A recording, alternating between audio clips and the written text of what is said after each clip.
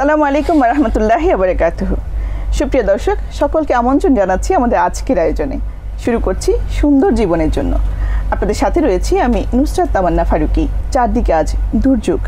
এই দুর্যোগে আমরা যে বিষয় নিয়ে কথা বলবো ভাবছি তা হলো দুর্যোগে আমরা মানুষ হিসেবে নারীদের ভূমিকা। আমার সাথে আছেন কামরুন নাহার সীমা। আসসালামু আলাইকুম। ওয়ালাইকুম আসসালাম। সুপ্রিয় দর্শক, আমাদের সাথে আরও আছেন শিক্ষাবিদ সেলিন ইয়াসমিন। আসসালামু আলাইকুম। ওয়ালাইকুম আসসালাম। দর্শক, আমরা তো বলেছি আমরা যে বিষয় নিয়ে কথা বলবো তা হলো দুর্যোগ নিয়ে। এই দুর্যোগে একজন মানুষ হিসেবে আমরা নারীরা কি ধরনের ভূমিকা রাখতে পারি তা নিয়ে আমাদের আলোচনা। তবে তার আগে আমরা জানবো কোনটিকে আমরা দুর্যোগ বলছি কিংবা বিপদ বলছি। আপা, ধন্যবাদ। আসলে এই পুরো পৃথিবীটা আল্লাহ রাব্বুল আলামিন সৃষ্টি করেছেন এবং এই পৃথিবী তিনি সৃষ্টি করার সময়ই এই পৃথিবীকে এত ভারসাম্যপূর্ণভাবে তৈরি করেছেন যে মানে এখানে কোনো ধরনের কোনো খারাপ কিছু হওয়ার কথা না বা কোনো উল্টাপাল্টা কোনো কিছু হওয়ার কথা না, কারণ আল্লাহ রাব্বুল আলামিন মহাজ্ঞানী এবং তিনি সব কিছু জানেন, তিনি সব কিছু বোঝেন। এই জন্যে তিনি ওই পৃথিবীটাকে পুরো সম্পূর্ণ পৃথিবীটাকে ভারসাম্যপূর্ণ করে তৈরি করেছেন। আর আমরা জানি যে প্রাকৃতিক বিপর্যয় যেগুলো সেগুলো কিন্তু বলতে পারি বাংলা ভাষায় যে প্রকৃতি যখন রূঢ় আচরণ করে আমাদের সাথে তখন সেগুলোকে প্রাকৃতিক বিপর্যয় আমরা বলি। যেমন ঝড়, বৃষ্টি, বন্যা, শিলাবৃষ্টি, পাহাড় ধস, ঘূর্ণিঝড়, ভূমিকম্প, সুনামি ইত্যাদি আরও প্রাকৃতিক দুর্যোগ রয়েছে, মনুষ্যসৃষ্ট দুর্যোগও রয়েছে। শুরুতে বলেছেন আল্লাহ তাআলা পৃথিবীকে এমনভাবে সৃষ্টি করেছেন যেখানে দুর্যোগ হওয়ার কথা না। তাহলে দুর্যোগ যেগুলো হচ্ছে সেগুলো আমাদের কাজের ফল। অবশ্যই কিছু আছে আমাদের কাজের ফল, আর কিছু আছে আল্লাহ রাব্বুল আলামিন আসলে পরীক্ষা করছেন। এটা একদম কোরআনে স্পষ্টভাবে আল্লাহ রাব্বুল আলামিন বলে দিয়েছেন যে আমি আমার বান্দাদেরকে পরীক্ষা করার জন্য প্রাকৃতিক দুর্যোগ দিয়ে থাকি। ফল ফসলের ক্ষতি, ধন সম্পদের ক্ষতি, জানমালের ক্ষতি, ক্ষুধা, দারিদ্র্য, এগুলো দিয়েও আল্লাহ রাব্বুল আলামিন আসলে দুর্যোগ সৃষ্টি করে তার বান্দাদেরকে পরীক্ষা করেন এবং এই পরীক্ষার মাধ্যমেই আল্লাহ রাব্বুল আলামিন তার বান্দাদেরকে মুমিন হিসেবে বিবেচিত করে থাকেন। কারণ এই সময়টায় কি করতে হবে একজন মুমিন মুসলমান হিসেবে সেটাও কিন্তু আল্লাহ রাব্বুল আলামিন নির্দেশনা দিয়ে দিয়েছেন। যেমন পবিত্র কোরআনে সূরা নাবার 6 থেকে 7 নম্বর আয়াতে আল্লাহ রাব্বুল আলামিন বলেন, আসমান এবং জমিনে যা কিছু আছে তা পরিমিত এবং সুবিন্যস্তভাবে সৃষ্টি করেছেন এবং ভারসাম্য রক্ষা করেছেন। তিনি জমিনকে বিছানা এবং পর্বতরাজিকে পেরেক স্বরূপ সৃষ্টি করেছেন যাতে জমিন এদিক সেদিক সরে গিয়ে কোনো দুর্ঘটনা না ঘটে। অর্থাৎ আল্লাহ রাব্বুল আলামিন নিজে ঘোষণা দিলেন পবিত্র কোরআনে যে আসলে এই জমিনকে এমনভাবে সৃষ্টি করেছেন এবং এই জমিন যাতে হেলে দুলে না যায় সেজন্য তিনি পেরেকের মতো করে এই পাহাড় পর্বতগুলো, অথচ আমরা এখন পাহাড়গুলোকে কিন্তু কেটে কেটে আমাদের সেই পেরেকগুলোকে ধ্বংস করছি। হ্যাঁ, ধ্বংস করছি। এবং এই যে আকাশে যে নক্ষত্র, তারা, চন্দ্র, সূর্য এগুলো যে দেখি এগুলোও কিন্তু এখন পর্যন্ত এখন পর্যন্ত কোনো বিজ্ঞানী আবিষ্কার করতে পারেনি যে এরা কক্ষচ্যুত হয়ে যায়। ঠিক আছে, মানে এত সুন্দর করে এত সিস্টেমেটিকভাবে দিনের পর দিন বছরের পর বছর হাজার বছর ধরে এই চন্দ্র সূর্য তারা কিন্তু নিজ নিজ কক্ষপথে ঘুরছে। তো এখন আমরা যেটা দেখি যে এই যে পরীক্ষা করেন আল্লাহ রাব্বুল আলামিন প্রতিকূল পরিবেশ দিয়ে, সেটা কেন করেন? তার কারণ হলো যে আল্লাহ রাব্বুল আলামিন চায় যে মুমিনরা তার নির্দেশিত পথে চলুক, কিন্তু আমরা দেখা যাচ্ছে যে সেই জিনিসটাই করতে পারি না।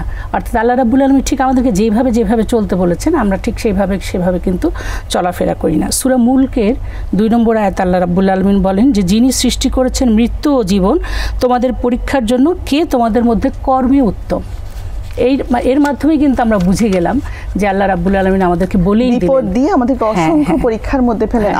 এখানে কি আমাদের প্রশ্ন থাকে যে এই বিপদটা যেহেতু আমাদের পরীক্ষা হিসেবে আসছে, তাহলে আমরা যারা বিপদে আছি এবং বিপদের আশেপাশে যারা আছি, যারা বিপদে নেই, তাহলে আমাদের যারা বিপদে নেই তাদের অনেক দায়িত্ব থেকে যাচ্ছে।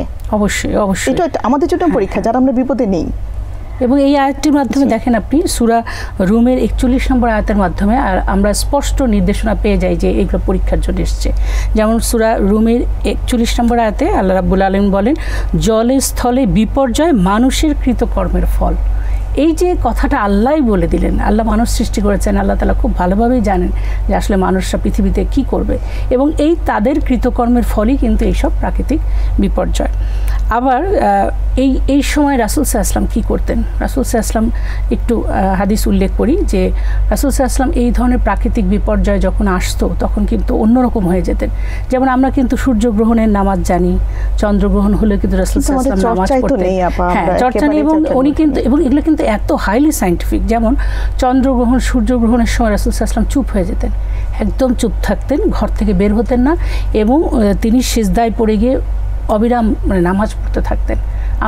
আমরা তো দুরাকাতও পড়ি না চন্দ্রগ্রহণ, সূর্যগ্রহণ, এবং বাইরে যে বের হতেন না, এটা কিন্তু অনেক সায়েন্টিফিক। কারণ হলো যে বাইরে বের হলে সূর্যগ্রহণ এবং চন্দ্রগ্রহণে যেই ধরনের রশ্মি বের হয় ওইটা আমাদের শরীরের জন্য খুবই খারাপ। কিন্তু আমরা দেখেন যদি শুধুমাত্র কোরআন হাদিস না জানার কারণে এবং না মানার কারণে আমরা আমাদের কাছে গুরুত্বহীন হয়ে গেছে। হ্যাঁ, অবশ্যই অবশ্যই। তারপর এখানে কি একটা বিষয় বলা যায় যে এই বিষয়, এই যে দুর্যোগ, এটা কিন্তু দুর্যোগের মধ্যে আসছে, যে সূর্যগ্রহণ এবং চন্দ্রগ্রহণ, এটার মধ্যে ঘরে থাকা, নামাজের জন্য প্রস্তুতি নেওয়া, এটা একটা পূর্ব প্রস্তুতি। আমি কি আপনার কাছে একটু পরে আসি, আমি আপনার কাছে একটু জেনে আসি যে এখানে যে প্রস্তুতির ব্যাপারটা আসছে, এই যে আপা বলছেন যে ঘরে থাকা, যে এই যে ঘরে থাকা, প্রস্তুতি নেওয়া, আসলে এটা রাসূল সাল্লাল্লাহু আলাইহি ওয়াসাল্লাম বিভিন্ন ক্ষেত্রে দেখেছেন। যেমন একটা হাদিসে এসছে আয়েশা রাদিয়াল্লাহু আনহা থেকে বর্ণিত, তো উনি বলছেন, আয়েশা রাদিয়াল্লাহু আনহা বলছেন যে রাসূল সাল্লাল্লাহু আলাইহি ওয়াসাল্লামকে আমি দেখতাম যে যখনই আকাশে মেঘ দেখতেন উনি খুব বিচলিত হয়ে যেত। তখন উনি বলতেন, আয়েশা বলতেন যে হে ইয়া রাসূলুল্লাহ, আপনি বিচলিত হচ্ছেন, কিন্তু খুশির কথা, বৃষ্টি হবে। বলছে যে আমরা কেউই জানি না এই বৃষ্টির সাথে বজ্র আসবে কিনা, ক্ষতিকারক কিছু আমাদের উপর পড়বে কিনা, আমাদের এর দ্বারা এই বৃষ্টি দ্বারা আমরা ক্ষতিগ্রস্ত হব কিনা আমরা জানি না। তার মানে এই যে এই বৃষ্টির সাথে সুখের বৃষ্টি, আনন্দের বৃষ্টি, ফসলের জন্য এটা সহায়ক, এরকম হবে কিনা আমরা জানি না। তার মানে সেই জন্যই উনি কিন্তু ওই যে ঘরে থাকা, তারপর ভূমিকম্পর সময় আমরা জানি যে উনি আজান দিতে বলতেন, যে আজান দেয়া ভূমিকম্প যখন হচ্ছে। কারণ এই যে আমরা দেখি যে ভূমিকম্পের সময় এই যে কিছুক্ষণ পরে এই যে আফটার শক যে হয়, কিছুক্ষণ পর পর হতে পারে, এরকম হতেও পারে। হ্যাঁ, তো সেই জন্য উনি আজান দিতে বলতেন, যে আল্লাহর কাছে সাহায্য। আজান দিলে তখন লোকজন বাইরে বের হয়ে আসতো। আপা বলছিলেন প্রস্তুতি, আফটার শক হতে পারে। আমরা কিন্তু 2004 সালের ইতিহাস থেকে আমরা দেখতে পাই যে তখন কিন্তু বাংলাদেশে সুনামি হয়েছিল, সুনামির মতো হয়েছে, জলোচ্ছ্বাস হয়ে সমুদ্র ওয়াটার লেভেলটা অনেক উঁচু হয়েছে, জলোচ্ছ্বাস হয়েছিল। হ্যাঁ, তো এই যে রাসূল সাল্লাল্লাহু আলাইহি ওয়াসাল্লামের প্র্যাকটিস এবং এই যে পূর্ব প্রস্তুতি, পূর্ব প্রস্তুতির মধ্যে কি আমি এই জিনিসটা যুক্ত করতে পারি কিনা, সেটা হচ্ছে দেখেন, আমরা যদি নামাজের ব্যাপারে না জানি এবং আজানের ব্যাপারে না জানি, তাহলে পূর্ব প্রস্তুতি কিন্তু আমাদের শিক্ষাও আছে, জানতে হবে, জানতেই হবে। হ্যাঁ, অবশ্যই জানতে হবে। আমি একটা দোয়া বলি যেটা রাসূল সাল্লাল্লাহু আলাইহি ওয়াসাল্লাম পড়তেন, অনেক জোরে বাতাস হলে তখন তিনি এই দোয়াটা করতেন। সেই দোয়াটা হলো যে হে আল্লাহ, আমি আপনার কাছে এর কল্যাণটাই কামনা করি এবং এর অনিষ্ট থেকে আপনার কাছে আশ্রয় চাই। কি সুন্দর একটি দোয়া। আমরা কিন্তু ইচ্ছা করলে যখন অনেক বেশি ঝড় হবে, বৃষ্টি হবে বা বন্যা হওয়ার সম্ভাবনা থাকবে, তখন আমরা সঙ্গে সঙ্গে মনে মনে আমরা এই দোয়াটা বাংলাতেই করতে পারি, আরবিতে পারি এবং পরিবারের সবাইকেও এটা জানাতে পারি, খুব ভালো জানার কারণে। জি, খুব ভালো কথা। বিষয়টা এখানে ইনক্লুড করতে চাচ্ছিলাম, সেটা হচ্ছে আপা দেখেন, আমরা বাচ্চাদেরকে কিন্তু বিসমিল্লাহ শেখাচ্ছি, হ্যাঁ, খাওয়ার পর আলহামদুলিল্লাহ শেখাচ্ছি। ঠিক একইভাবে যেহেতু আমাদের খুব বৃষ্টিপ্রবণ এলাকা আমাদের বাংলাদেশ, বছরের 6টা মাসই আমরা বৃষ্টির মধ্যে থাকি, তার মানে এই দোয়াটা আমার শিশুকে আমরা ছোটবেলা থেকে শেখাতে পারি। হ্যাঁ, আবার বজ্রপাতের সময় কিন্তু একটি দোয়া করতেন রাসূল সাল্লাল্লাহু আলাইহি ওয়াসাল্লাম। এখন কিন্তু বজ্রপাত হলে আমরা ভীষণ ভয় পেয়ে যাই, কিন্তু জানি না যে আমাদের নবী কি দোয়া করতেন। এই সময় কিন্তু তিনি সাংঘাতিক ভীত সন্ত্রস্ত হয়ে যেতেন, কারণ বজ্রপাত খুব দোয়া পড়াটা একটা প্রস্তুতি। হ্যাঁ হ্যাঁ, অবশ্যই। আমরা একটু শুনি যে যতটুকু আমাদের মনে থাকে, যদি আমরা এই দোয়াটা করতে পারি তাহলে ইনশাআল্লাহ আল্লাহ তাআলা আমাদের হয়তো এই দোয়া কবুল করবেন। যেমন তিনি দোয়া করতেন গর্জনের সময় যে পাক পবিত্র সেই মহান সত্তার প্রশংসা সহ তাসবিহ পাঠ করে বজ্র এবং ফেরেশতারা, এটা সবসময় বলতেন যে এই বজ্রটা ফেরেশতারা আমাদের দুনিয়াতে এটা প্রেরণ করেন। তো এই জন্যে তিনি আল্লাহর তাসবিহ বেশি বেশি করে করতেন। তখনই তিনি আস্তাগফিরুল্লাহ, তওবা, ইস্তেগফার এগুলো বেশি বেশি করতেন এবং বলতেন যে এই ফেরেশতারা যাতে আমাদের এখানে দুনিয়াতে যাতে বজ্র না দেন। তার মানে এই যে বজ্রেরও তো একজন ফেরেশতা আছে, বজ্র, হ্যাঁ, সে তো বজ্রপাত আমাদের পৃথিবীতে ঘটান। পাঠালাম, দেন আমার এটা মঞ্জুর হবে। এক্স্যাক্টলি। তো এখন আমাদের যে সতর্কতা, যে আমাদের বলা হয় যে জানালা গ্রিল ধরে না দাঁড়ানো, বাইরে কোথাও গাছের নিচে না থাকা, হ্যাঁ, এটার সাথে সাথে যদি আমরা এই দোয়াটা আমাদের শিশুদেরকে শিখাতে পারি, তাহলে আমরা নিজেরা আগে পড়বো, তারপর শিশুদের দেখে দেখে আমাদের শিশুরা শিখবে। আসলে এছাড়াও আরো কিছু পূর্ব প্রস্তুতি আমি যদি স্বাভাবিকভাবে এখন বলি যে মানে পূর্ব প্রস্তুতি পারিবারিকভাবে যেরকম নিতে হবে, সামাজিক এবং রাষ্ট্রীয়ভাবে। পারিবারিকভাবে কি হতে পারে, যেমন এই যে দুর্যোগগুলো আসছে, আমাদের এই বর্ষার সময় কিন্তু প্রায় বন্যা হয় এবং হচ্ছে উপকূলীয় এলাকায় সবসময় মানে উপকূলীয় এলাকায় জলোচ্ছ্বাস এগুলো দেখা যায়। তো আগে থেকেই যদি পারিবারিকভাবে এরকম একটা প্রস্তুতি থাকে, কখন কি হবে আমরা কিছুই জানি না, তাই না? বৃষ্টি এতো যে ওই গায়েবের 5টি চাবির মধ্যে একটি হচ্ছে যে বৃষ্টি কখন হবে আমরা জানি না, হ্যাঁ, মানে কখন কি পরিস্থিতি পড়বে আমরা জানি না। তো সেই জন্য যদি সবসময় পারিবারিকভাবে একটা প্রস্তুতি থাকে যে আমরা কিছু শুকনো খাবার, কিছু মানে ওষুধপত্র, কিছু প্রয়োজনীয় জিনিসপত্র, প্রয়োজনীয় কাগজপত্র যেটা আছে, যেরকম অনেক কিছু ভেসে গেছে, মানে দলিল দস্তাবেজ, প্রয়োজনীয় কাগজ অনেকে ভেসে গেছে। তো এগুলো একটু এই সময়টাতে একটু সংরক্ষণ, আগেটা একটু গুছিয়ে রাখা, একটা ভালো জায়গায় রাখা যাতে এগুলো নষ্ট না হয়। তারপর এই যে বন্যা সব ভেসে গেছে না, এখন যখন বন্যার পানি নেমে যাবে, কৃষক বীজ নিয়ে ওই এলাকায় দেখা যাবে যে একটা সংকট দেখা দেবে। হয়তো তার ঘরেই ছিল বীজ, হ্যাঁ, ধানের বীজ ছিল বা সরিষার বীজ ছিল বা গমের বীজ ছিল, সব ভেসে গেছে। তো এরকম যদি করা যায় যে কিছুটা সংরক্ষণ করে রাখা গেল, এবং এই ক্ষেত্রে আমার মনে হয় যে মহিলারা কিন্তু একটা উদ্যোগ নিতেই পারে, কারণ যেহেতু তারা ঘরে থাকেন বেশিরভাগই এবং অনেকেই, এবং তারা ঘরের কোথায় কি আছে, কিভাবে প্রিজার্ভ করতে হবে এটা তারা ভালোই জানেন, কিভাবে কোথায় পানি ঢুকবে না, কিভাবে রাখবেন। এইভাবে যদি কিছু বীজ, কিছু শুকনা খাবার, প্রয়োজনীয় কাগজপত্র, এগুলো যদি তারা এলাকা ভিত্তিক যার এলাকায় যেটা প্রয়োজন এলাকা ভিত্তিক কিন্তু প্রিজার্ভ করতে পারেন। যেমন এই বন্যায় শুনলাম যে একদম কেরোসিন তেল নাকি পুরো শহর থেকে, পুরো গ্রাম থেকে নাই হয়ে গেছে। তো কারো যদি প্রস্তুতি থাকতো, কিছুটা দিয়াশলায় কিছুটা কেরোসিন যদি কোথাও স্টোর করা যেত, আমরা এই নিশ্চিন্ত যে ভাব যা আমাদের মধ্যে আছে যে আজকে যেমন যাচ্ছে আগামীকালও তেমন যাবে। তো এটা ভাবার কোনো কারণ নাই, কারণ আগামীকাল কি হবে আমরা কেউই জানি না। কেউই জানি না। তো সেই জন্য একটু প্রস্তুতি নিয়ে রাখা। যদিও আমরা জানি যে আল্লাহ তাআলা আমাদেরকে আবার বললেন যে আমাদেরকে পরীক্ষা করবেন বিভিন্ন রকমের দুর্যোগ, মহামারী। আমরা করোনার সময় কি দেখেছি, কিরকম মহামারী হঠাৎ আমাদের উপর এসে পড়লো, তাই না? কারোই তো এই ব্যাপারে কোনো ধারণা ছিল না। তো এই যে এই দুর্যোগগুলো এখন আমাদের ধরেই নিতে হবে। এখন আবার এমপক্স হচ্ছে, আরেকটা মহামারীর মতো একটা দুর্যোগের মুখোমুখি আমরা হতে যাচ্ছি। আল্লাহ আমাদেরকে ক্ষমা করুন, যেন আমাদের এরকম হেফাজত করুন, এরকম না আসে। তো এই যে এই একের পর এক আসতেই থাকবে। আমাদের আসলে অন্যায় এত বেড়ে গেছে যে আল্লাহ আমাদের পরীক্ষা করতে হয়তো বাধ্য হচ্ছেন অনেক ক্ষেত্রেই, এরকম করে মানে আল্লাহমুখী করার জন্য। কারণ আমরা কোরআন সুন্নাহ থেকে, রাসূল সাল্লাল্লাহু আলাইহি ওয়াসাল্লামের জীবনের প্র্যাকটিস থেকে অনেক দূরে সরে গেছি, যে কারণে আল্লাহ তাআলা আমাদেরকে বিভিন্নভাবে পরীক্ষা করছেন। তো এই যে পূর্ব প্রস্তুতি একটু নিয়ে রাখাই যায়, হ্যাঁ, যে এই ব্যাপারগুলো এলাকা ভিত্তিক কিছু স্টোর করা, কিছু করা, আবার রাষ্ট্রীয়ভাবে কিছু ব্যবস্থা করা, যাতে করে মানে প্রত্যেকটা এলাকায়। আপু দেখেন একটা বিষয় এখানে কিন্তু খুব রিলেটিভ বিষয়টা, সেটা হচ্ছে আমি যদি দুর্যোগ থেকে নিজেকে পরিত্রাণ করতে পারি, তাহলে কিন্তু আমি অন্যদিকে সহযোগিতার হাত বাড়াতে পারবো। যখন আমি নিজে দুর্যোগে, তখন কিন্তু সহযোগিতা করার প্রশ্নই আসে না। এই বিষয়টাতে একটু সীমাপার কাছে আসি। আপা, যখন আমরা প্রস্তুতি নিব সেটা দুর্যোগের আগে, কিন্তু যারা আমরা দুর্যোগের মধ্যে পড়িনি, আমাদের এখন কি রয়ে গেছে, সহযোগিতার হাত আমরা কিভাবে বাড়িয়ে দিতে পারি? ধন্যবাদ। হাদিসে এসছে যে রাসূল পাক সাল্লাল্লাহু আলাইহি ওয়াসাল্লাম এই সময় মানে নিজে দুর্যোগপূর্ণ জায়গায় তিনি ছিলেন না, কিন্তু যারা দুর্যোগের মধ্যে ছিলেন তাদের জন্য সবসময় আল্লাহ রাব্বুল আলামিনের কাছে দোয়া চাইতেন। যেমন এইটা আমাদের ফার্স্ট প্রায়োরিটি, তাদের জন্য দোয়া করতে হবে, দোয়া চাইতে হবে এইভাবে যে এই যে বৃষ্টি দিয়েছেন আল্লাহ বা এই যে ঝড় দিয়েছেন, এগুলোর ভিতরের কল্যাণটা যেন আমাদেরকে দেয়। অর্থাৎ আমরা কিন্তু বৃষ্টি সবসময় অকল্যাণ তা কিন্তু না, এই বৃষ্টির কারণেই কিন্তু মাটিতে পলি পড়ে, এবং পলি পড়ার কারণেই কিন্তু ফসল উৎপন্ন হয়। এটা কিন্তু আমাদের বুঝতে হবে। আবার এই বৃষ্টির জন্য আমাদের পানির সারা বছর যে পানির স্তরটা নেমে যায়, সেটা কিন্তু ফিল আপ হয়, মানে স্তরটা পানির উপরে উঠে আসে। তো এইটার মধ্যে কিন্তু অনেক কল্যাণ আল্লাহ রেখেছেন, আল্লাহ রাব্বুল আলামিন। তাই সেই সময় আমাদের মেন দোয়া করতে হবে, সবার আগে দোয়া করতে হবে যে আল্লাহ রাব্বুল আলামিন জানে আমাদের এই দুর্যোগের মুহূর্তে এর ভিতরের কল্যাণটাই জানি আমাকে দেন, এবং আমাদের এর অনিষ্ট থেকে আমাদেরকে যাতে রক্ষা করেন।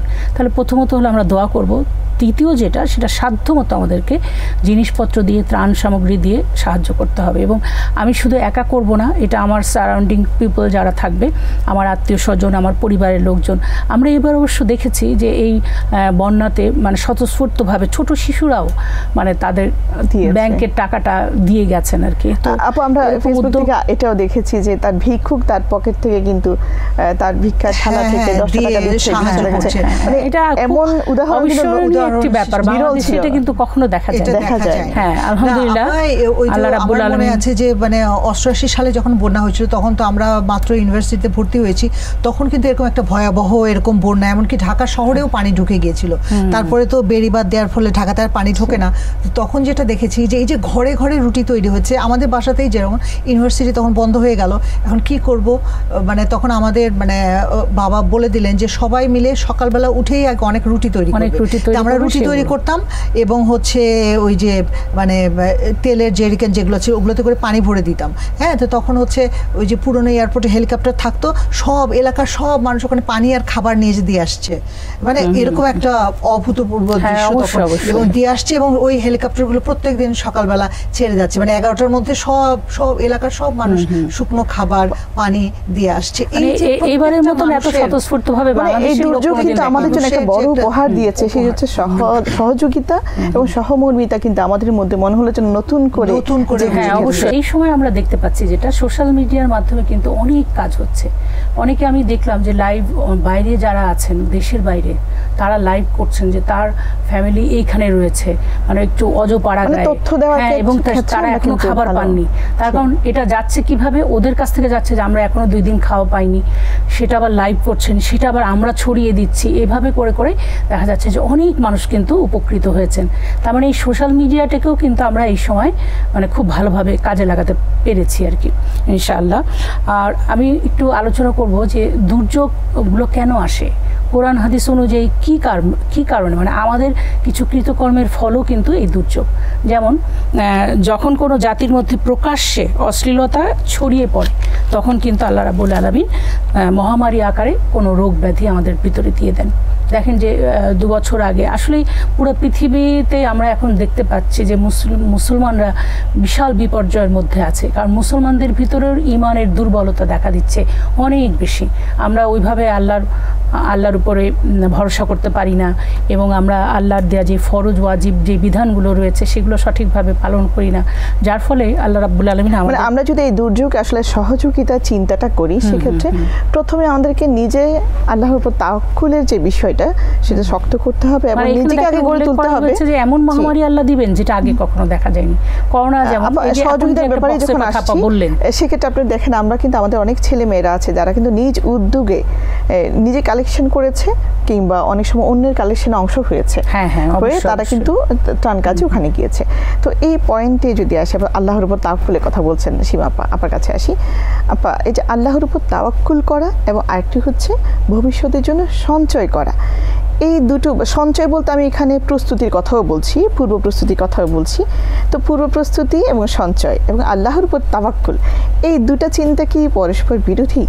মানে আমরা কি আল্লাহর উপর তাওয়াক্কুল করে কোনো রকম প্রস্তুতি নিব না বা সঞ্চয় করবো না, এমন কিছু নাকি আমরা? না, অবশ্যই না, অবশ্যই সাংঘর্ষিক না। কারণ ইসলাম হচ্ছে একটা পূর্ণাঙ্গ জীবন ব্যবস্থা, তাই না? আল্লাহ তাআলা কিন্তু সঞ্চয় করতে বলেছেন। হ্যাঁ, আল্লাহ তাআলা বলছেন যে তোমাদের হাত এমন করো না, মানে তোমরা এমন হাত গলার সাথে বেঁধে রেখো না, মানে এমন কৃপণ হয়ে যেও না, আবার এমন মুক্ত হস্ত হয়ে যেও না যাতে করে তুমি পরে তিরস্কৃত হও বা তুমি একটা নিঃস্ব হয়ে যাও।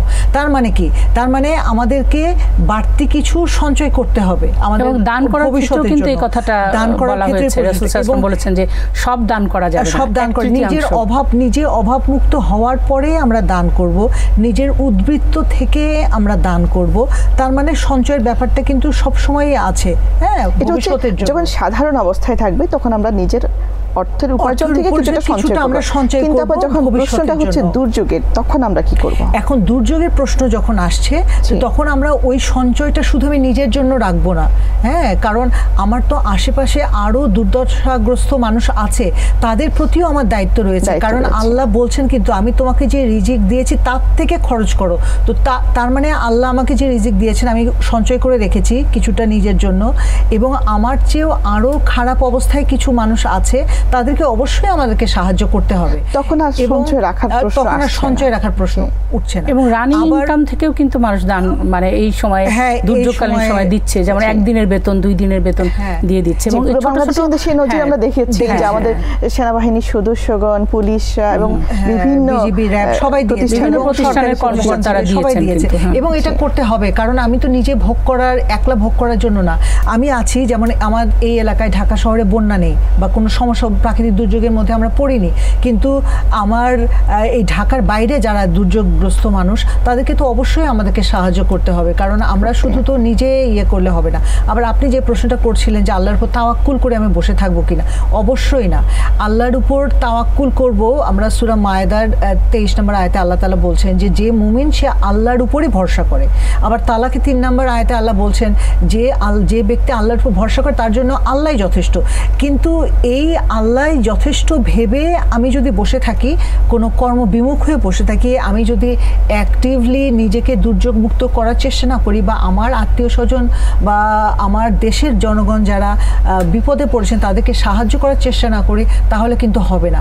আমরা আল্লাহর উপর ভরসা অবশ্যই করব, কিন্তু অ্যাক্টিভ থাকতে হবে আমাদের কাজে। কারণ আল্লাহ তাআলা বলছেন না, যে ব্যক্তি নিজের অবস্থার পরিবর্তনের চেষ্টা না করে আমি তার অবস্থার পরিবর্তন করি না। তার মানে কি, মানে তাওয়াক্কুলও করব, সেই সাথে সাথে আমি অ্যাক্টিভলি মানে ব্যবস্থাও নেব যে কিভাবে দুর্যোগ মোকাবেলা করব, আমরা কিভাবে আমরা পূর্ব প্রস্তুতি নেব, কিভাবে আমরা দুর্যোগ পরবর্তী অবস্থা থেকে নিজেদেরকে আবার আগের অবস্থায় ফিরিয়ে নেব।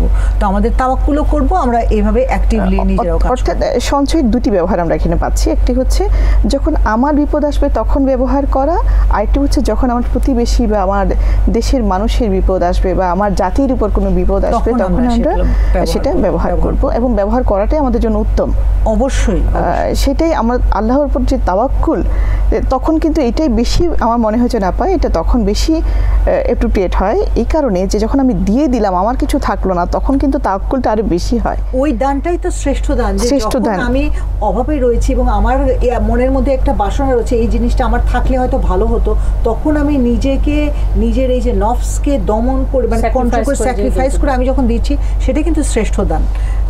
মানে খুব চমৎকার ব্যাপার। আমরা কিন্তু অনুষ্ঠানে একেবারেই শেষ পর্যায়ে, কিন্তু একটা বিষয় আমরা জানলাম, সেটা হচ্ছে আমরা যদি নিজেদের জন্য না, অন্তত জাতির কথা ভেবে, দেশের কথা ভেবেও যদি আমরা সঞ্চয় করি, সেটার মধ্যে আল্লাহ তাআলা আমাদের জন্য সওয়াব রেখে দিয়েছেন, সওয়াব রেখেছেন, এবং বারাকাও দেবেন। যখন বারাকাও করব তখন আমি ওটার বারাকা পেতে থাকবো। সুবহানাল্লাহ। খুব চমৎকার একটা বিষয় এসে আমরা শেষ করলাম। আপা ধন্যবাদ, সেই সাথে ধন্যবাদ জানাচ্ছি সীমা আপাকেও। সুপ্রিয় দর্শক, আমরা সময় একেবারে শেষ প্রান্তে, তাই শেষ করতে হচ্ছে আজ যে বিষয়টি আমরা জানলাম, তা হলো আল্লাহর উপর তাওয়াক্কুল করার সাথে সাথে আমরা কিন্তু দুর্যোগের জন্য প্রস্তুতিও নিব। আল্লাহর এটাই নির্দেশনা। এখানেই বিদায় নিচ্ছি আজ। দেখা হবে আগামী কোনো অনুষ্ঠানে। সে পর্যন্ত সবাই ভালো থাকুন, সুস্থ থাকুন। আসসালামু আলাইকুম।